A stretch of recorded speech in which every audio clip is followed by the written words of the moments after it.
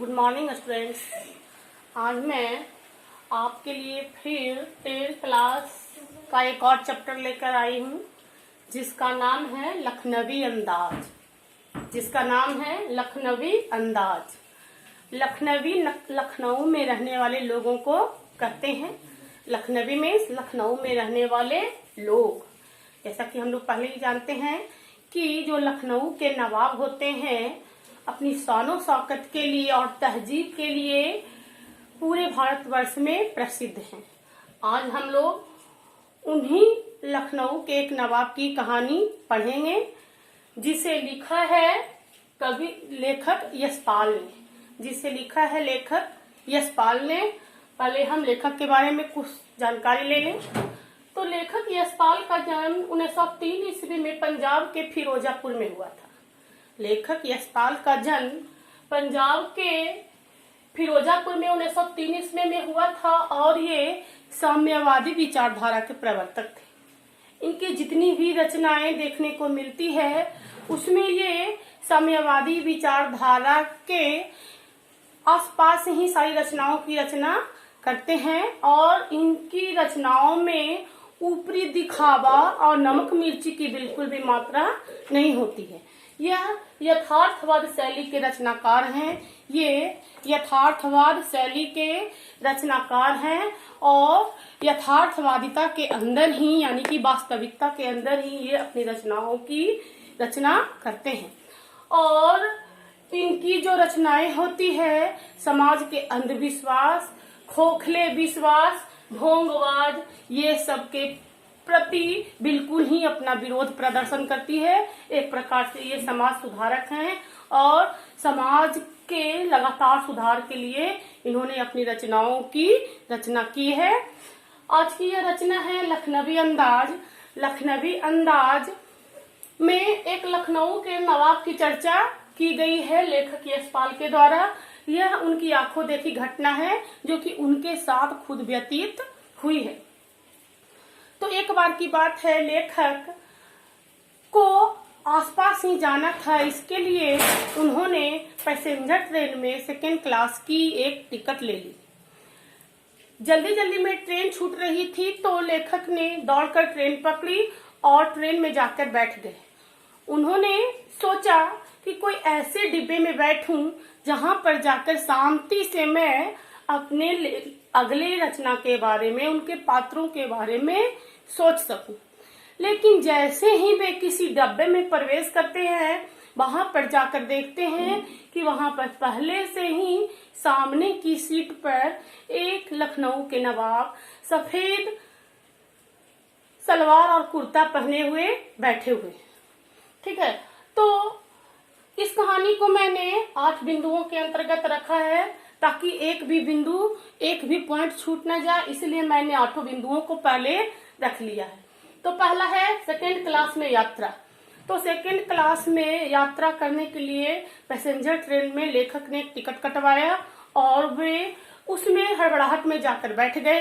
लेकिन लेखक की यही कोशिश थी कि मैं ऐसे डब्बे में बैठूं जहां पे शांति रहे और कोई भी इंसान ना रहे ताकि मैं आराम से अपनी कहानियों के बारे में सोच सकूं। फिर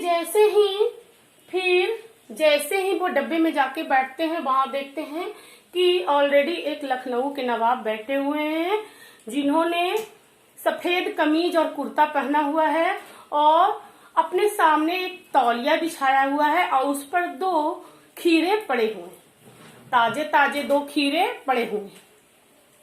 लेखक जैसे ही उस डिब्बे में प्रवेश करते हैं तो उन्हें ऐसा अनुभव होता है कि जो लखनऊ के नवाब हैं वे उन्हें अनदेखा कर रहे हैं और उनका लेखक के प्रति बातचीत करने का कोई भी विचार नहीं है। ठीक है, तो कहने का मतलब है कि लखनऊ के नवाब को भी अच्छा नहीं लगा। वो भी एकांत की तलाश में थे, लेकिन लेखक जब डिब्बे में कूद जाते हैं तो लखनऊ के नवाब को यह बिल्कुल भी अच्छा नहीं लगता है। तो लखनऊ के नवाब के चेहरे की भाव भंगिमाओं को देखकर लेखक समझ जाते हैं कि ये मुझे अनदेखा कर रहे हैं और मुझसे बातचीत करने की इच्छा इनकी नहीं है। ठीक है, थोड़ी देर बाद नवाब साहब हैं जो ट्रेन की खिड़की से बाहर निहारते हैं और फिर पता नहीं उनके मन में क्या आता है, वो लेखक से बोलते हैं कि क्या आप भी खीरा खाना पसंद करेंगे।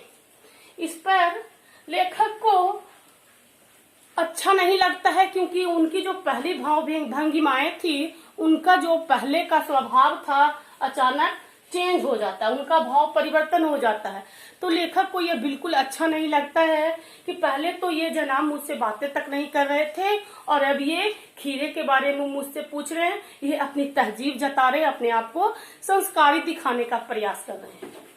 तो लेखक भी आत्म स्वाभिमान के मारे बोल देते हैं कि मुझे खीरे खाना पसंद नहीं है, मैं इसका शौकीन नहीं हूँ। ठीक है।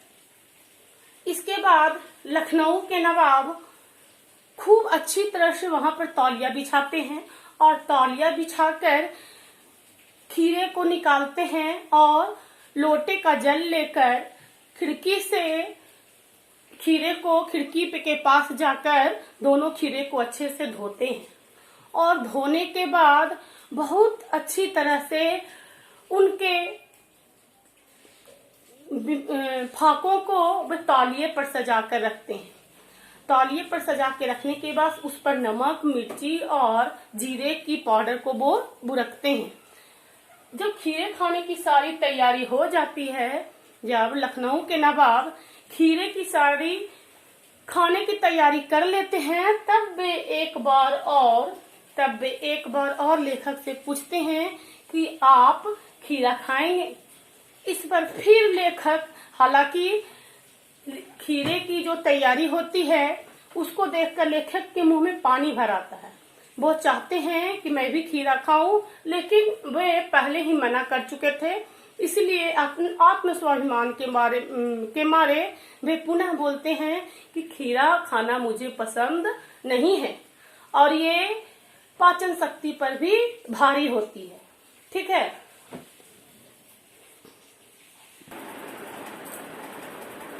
लेखक के मना करने के बाद फिर नवाब साहब खीरे को ललचाई दृष्टि से देखते हैं।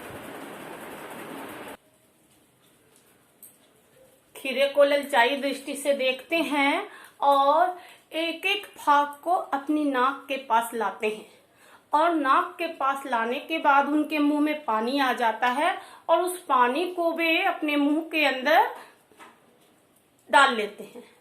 ऐसा लगता है कि खीरे को सूंघने से ही उनको सारा रसास्वादन उनके मुंह में, उनकी आत्मा में सारा रसास्वादन आ गया है। इसके बाद नवाब साहब क्या करते हैं कि उस खीरे के फाक को सूंघने के बाद फिर उसे ट्रेन की खिड़की से बाहर फेंक देते हैं। इस प्रकार से बारी बारी से नवाब साहब खीरे के सारे फाकों को अपने नाक के पास लाते हैं और बारी बारी से उन्हें ट्रेन की खिड़की के बाहर फेंकते जाते हैं। यह देखकर लेखक को बड़ा आश्चर्य होता है और जब सारी फाकों को वो ट्रेन की खिड़की के बाहर फेंक देते हैं, तब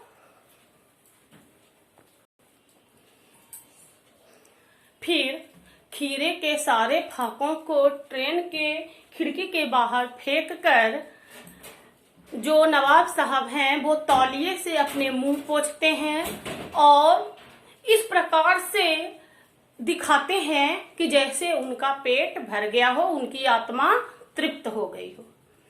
इसके बाद वे लेखक को अपनी गुलाबी आंखों से, अपने घमंडी आंखों से इस प्रकार देखते हैं कि जैसे वो कह रहे हैं कि यह है हमारा लखनऊ शानो शौकत, यह है हमारा तहजीब, यह है हमारा तरीका।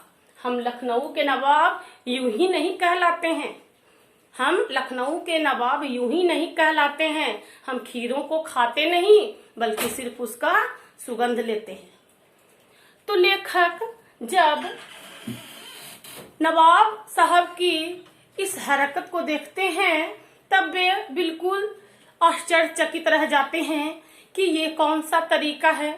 कि खीरों को खाने के बदले उसे खिड़की से बाहर फेंक दिया जाए, और इससे नवाब साहब के पेट भी भर गए। उसके बाद नवाब साहब जो हैं आराम से सो जाते हैं। ऐसा लग रहा है कि खीरे काटते काटते पता नहीं उन्हें कितना थकान हो गया है, जिसे मिटाने के लिए वो आराम से सो जाते हैं। फिर सोने के बाद थोड़ी देर के बाद लेखक देखता है कि नवाब साहब बार बार डकार ले रहे हैं, यानी कि खीरे खाने के बाद ऐसा दर्शा रहे हैं कि खीरे खाने के बाद मुझे अनपच हो गया, मैंने इतना खीरा खा लिया कि इससे ना सिर्फ मेरा पेट ही भरा बल्कि यह मेरे उदर पर भारी भी पड़ गया।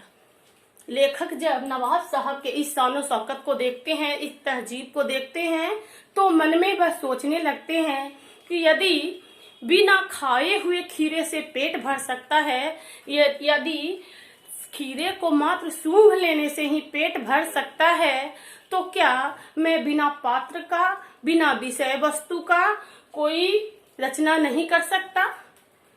कोई रचना नहीं कर सकता, या तो कोई कहानी नहीं लिख सकता?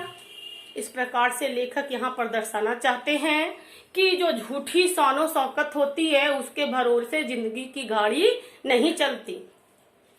इंसान को झूठी शानो शौकत के चलते, अपने पुराने तहजीबों के चलते अपने वर्तमान को नष्ट नहीं करना चाहिए। जो आपका भूतकाल है वो बीत गया, आपका जो भूतकाल है वो बीत गया, आपको वर्तमान में जीना है और भविष्य को संजोना है, और भूतकाल की बातों को याद करके कभी भी परेशान नहीं होना है, क्योंकि यदि हम भूतकाल की बातों को याद करते रहेंगे तो जिंदगी में कभी हम आगे नहीं बढ़ेंगे। जिस प्रकार से लखनऊ के नवाब ने खीरे को सूंघ सूंघ कर एक एक फाक को खिड़की के बाहर फेंक दिया, उससे क्या उनके उदर की क्षुधा पूर्ति हो गई? क्या उनकी भूख मिट गई? नहीं, अंदर ही अंदर वो नवाब साहब कुढ़ रहे होंगे, अंदर ही अंदर वो नवाब साहब भूख के मारे छटपटा रहे होंगे, लेकिन लेखक के सामने ऐसा झूठा प्रदर्शन करते हैं जैसे कि उनका पेट भर गया हो।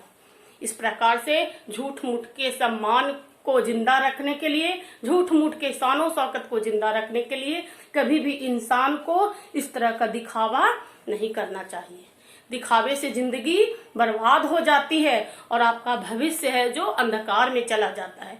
इसलिए हमेशा भविष्य को संजोने के लिए वर्तमान में जीना सीखो। इस प्रकार से इस कहानी का अंत होता है। उम्मीद है आपको ये कहानी अच्छी लगी होगी। अगर आपको ये कहानी अच्छी लगी होगी, आपने इसे अच्छे से समझ लिया होगा, तो आप मेरे चैनल को सब्सक्राइब और लाइक जरूर करें। धन्यवाद।